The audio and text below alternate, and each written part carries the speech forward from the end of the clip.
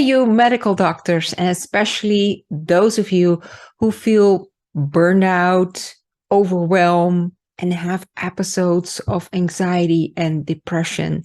If you are searching to find a solution for the hamster wheel that you're in, especially your mental hamster wheel and all the physical consequences that come with it, then, well, you're in the right spot, because that is exactly with I want to help you with, to get out of burnout and help you prevent physical chronic diseases or reverse them. So what I've learned is that about 50% of physicians experience burnout at the moment, especially with episodes of anxiety and depressive thoughts. So, of course, we know there's a lot of pressure on healthcare, especially the past years. So, probably it's also not a surprise that such an amount of physicians are stressed out. However, I think what we want to focus on is how to get out of this situation, especially your personal situation. And I want you to live life on your own terms again, so you can be present for yourself, enjoy your life, be present for your spouse, your family, be there for them in your well-being, and of course, be present for your patients, because they depend on you. So there's so much at stake that I really would like to help and contribute to that. Now, I have quite some experience in organizational change, especially also in transformational change in healthcare. I have led a lot of big transformations in hospitals, so I kind of know the dynamics and what is going on. However, for now, I think it's important that we focus on personal change. Because when we want to live life on our own terms, something's got to change, right? Now, for every personal change, the most profound thing that we need to change is our point of view. Because when something is stressful, when we experience stress, it means that in some way our expectations are not met. When expectations are not met, we feel resistance, we feel a gap, we feel a stress. Now, stress has many forms. Stress can be sadness, it can be expressed as anxiety, as irritation, as frustration, as angriness, even as revenge or hopelessness. Whatever grade or intensity or form it has for you, essentially, it is a gap between what is expected and what you see as your reality. That is stress. So it has to do with the viewpoint on what we see of what is expected. So why do we have an expectation? Why is that expectation there at all? Because, well, we can also think it is what it is. That is because all of us, we have these beliefs, and many of them are really imprinted for 30 or 40 or 50 years, even from early childhood onwards, because we observed how the world should be, and especially in medical care, because education to become a doctor is quite a culture, way different than from other studies. And I experienced that as well because my study was in quantum chemistry. And I saw how the what we called it, the medicine students were raised, so to speak, in their education. It was a completely different world. And I saw there was a different culture in the education. The newly doctors, they started to adopt a different speech, a different jargon, also a little bit of emotional distance that was coming in. I just observed that. It is a different culture. And I think there are a lot of imprints that are especially or typically present in healthcare for doctors that are beliefs that are now asked for a payback in burnout, anxiety, and depression when the pressure goes up on healthcare over the past decade, but especially the past 3 years. Then those stresses come to the surface. So today I wanted to discuss those beliefs, those underlying beliefs that account for this gap that is creating resistance. These are all those should be's.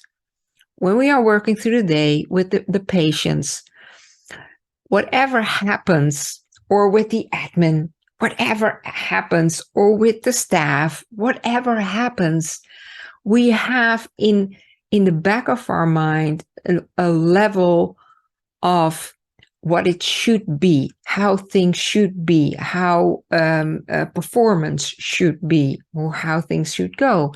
And when it doesn't go in that way, or when performance isn't living up to that, or we are not living up to it, we feel this gap, we feel this resistance, and that is the stress that we feel.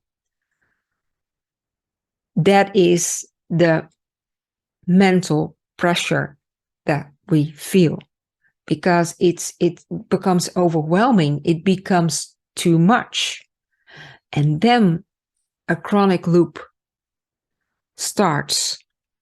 And this chronic loop is very hard to interrupt because when stress starts in one way or another, it will induce systemic low-grade inflammation. And systemic low-grade inflammation in the body will have a certain level of inflammation, also neuroinflammation.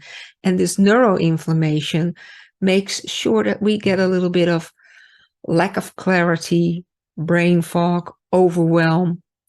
And when this loop goes on, it can develop to anxiety episodes, depression episodes, burnout symptoms, especially when we do not take care of ourselves, when we do not have the time to, or the availability because of the lack of time to fresh fruits, fresh vegetables, the healthy stuff that keeps our body vital.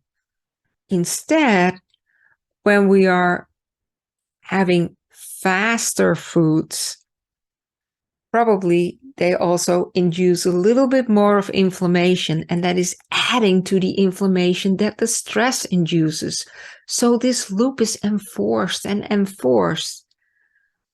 creating more inflammation, creating more lack of clarity, creating more brain fog, creating more episodes of anxiety, creating more episodes of what have you symptoms of burnout. So what is needed is to interrupt this loop, to break free from this loop. Now, there are many, many ways that we can break this loop, but we have to make a conscious choice about it, and we have to be determined about it, because otherwise this loop goes on and on.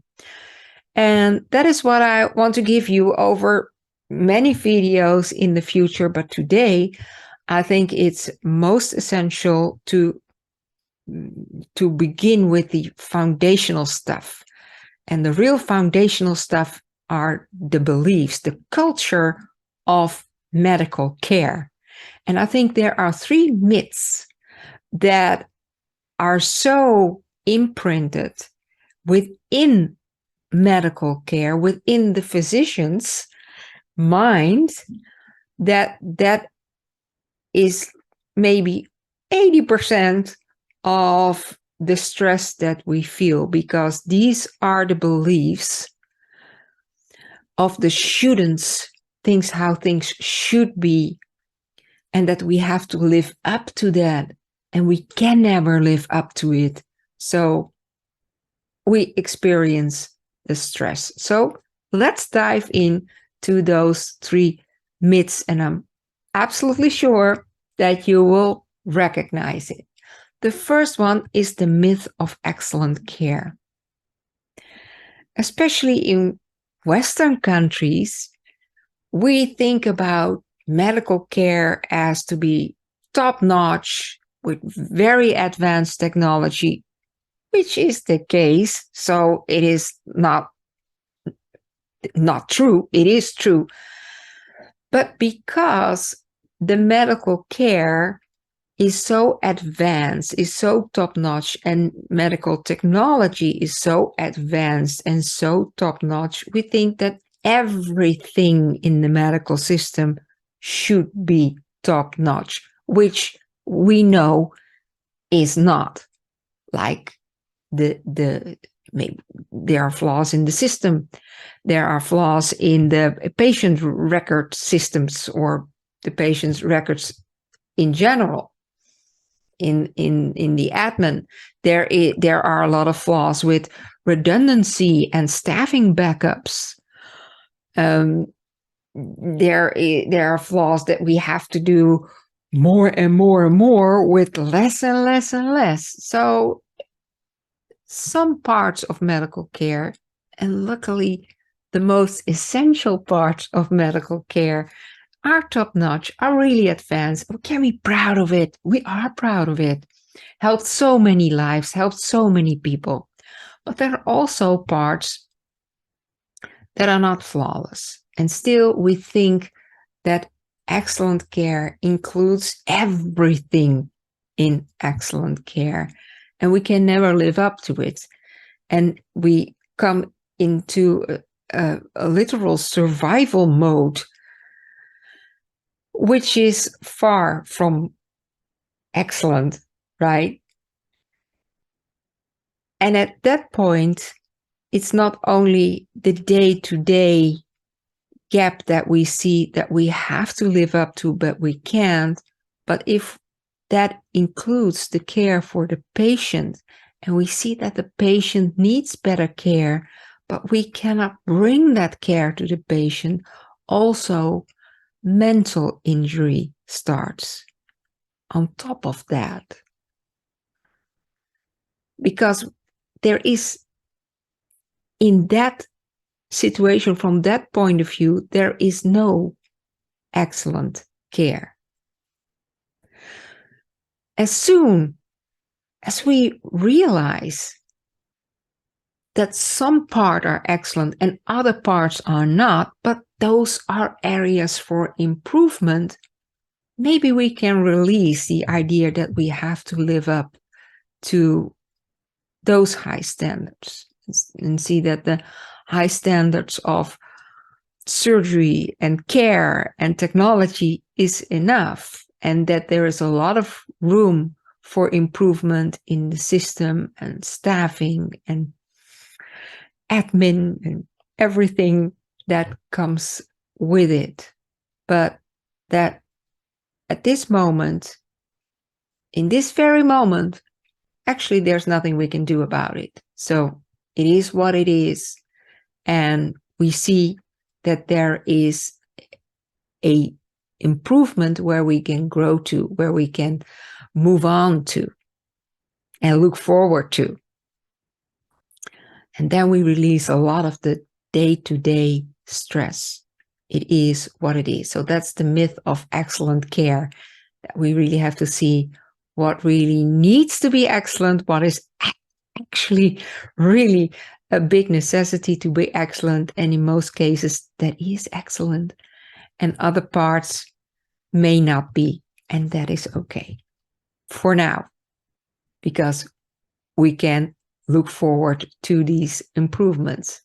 Secondly, there's the myth of the physician's hero, the archetypal hero, and sometimes even the patients take the opposite archetype of the victim, right? But we have this picture of a medical doctor to be perfect in every way, like the Mary Poppins of medical care, that medical doctors know everything. They have all the wisdom in all medical areas, right? And I so often observe that, like on a birthday party, they ask doctors all kinds of stuff that is really not their expert area, but because they should know everything. And of course, medical doctors don't get sick themselves. They cannot be. First of all, they are perfect, and secondly, they know how not to be sick, or they know how to resolve it, right? So they also don't need mental health care, because they don't get sick, not physically, not mentally. And of course, they live the perfect, healthy lifestyle themselves, which we all know is not true either, right? Physicians, medical doctors are just human. They're very helpful humans. They contribute to the earth big time, but human. So when we realize that, we may allow for flaws, we may allow for being sick, be a lack of well-being, a lack of mental well-being, a lack of physical well-being, not having to live up to that you have to know everything. No,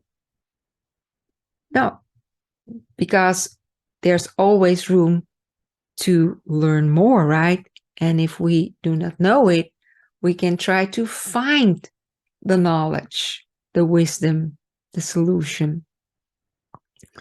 So I think that is also important to realize, that there is a special status on this planet for medical doctors for a reason, but it is not meant that therefore medical doctors in particular feel that they are not good enough, because they can never live up to that myth, that picture that is so imprinted, not only with medical doctors because of the medical studies and the medical culture, especially by the general population. And yeah, therefore medical doctors can have the feeling that they have to live up to that. And that is a big stressor, And we have to realize we can never live up to it. Maybe we can improve, look at the future, but for now, we don't have to live up to it. And we are good as we are. You are good as you are. The third myth is the myth of the medical culture of keeping up appearances. Like, don't admit that we do not know everything in front of our colleagues, or that we are sick in front of our colleagues, or showing we are just exhausted, or having the idea that because we are a hero, we don't need breaks and we don't need healthy food and take the time to consume that healthy food. Take the time to have mental breaks. Have the time to take a breath, a life-giving breath. Take the time to meditate. And in this culture, it seems there is no room for this awareness of these out of these world pressures on healthcare, especially the past 3 years. Out of this world pressures.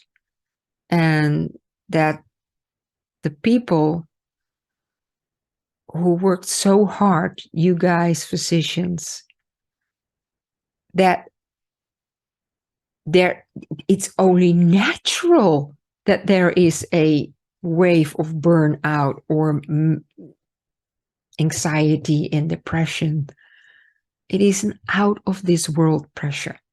So in this culture, there is a myth that there cannot be any awareness, that you just have to go on and go on, day and night, go on, go on. A high performance culture, a high achievement culture, distant to emotion culture. Maybe you can relate to it, and maybe not so much, because, you know, everybody is different. Everybody got their own imprints, but one of those 3 imprints, if they are present to some extent or to a large extent, well, that explains how we feel the pressure, because there are a lot of should-bes, a lot of bars that are really high. And with everything that we do during the day, we have to live up to that bar. Nobody can. Nobody can. And I think that is so important to understand, especially when we see the numbers of physicians with burnout. And this case that I'm making right now is for you to realize the perspective of stress and burnout, that it is only natural, and that first and foremost, when we feel stress, in whatever flavor it comes, there is a subconscious belief underneath. And it's not a conscious belief, because when we think about it, and that is what I tried to do over the past 10 minutes, to bring it into your conscious mind, your conscious thought. Probably you think, oh, this is crazy. Of course, this is crazy. Should not be. And that is the first step, that we have this awareness that there are subconscious beliefs, collective beliefs, like population beliefs, like the physician's hero. And on top of that, our personal beliefs that we have to be the high performance, high achievers, flawless, no break needed, no care needed persons. And if we get that in our awareness, that's really the first step, because then we can be mindful to it during the day. It's really a first step, because then we have to make it a habit and build new imprints, build new beliefs for ourselves, the ones that we truthfully believe ourselves, that are close to who we are ourselves. And I hope I can help you with that in the next videos that are upcoming. But for now, this was the awareness that I wanted to bring to you, and just say, you're good enough. You're perfect. And people depend on you. And we are so grateful for that. So, having said that, see you next time.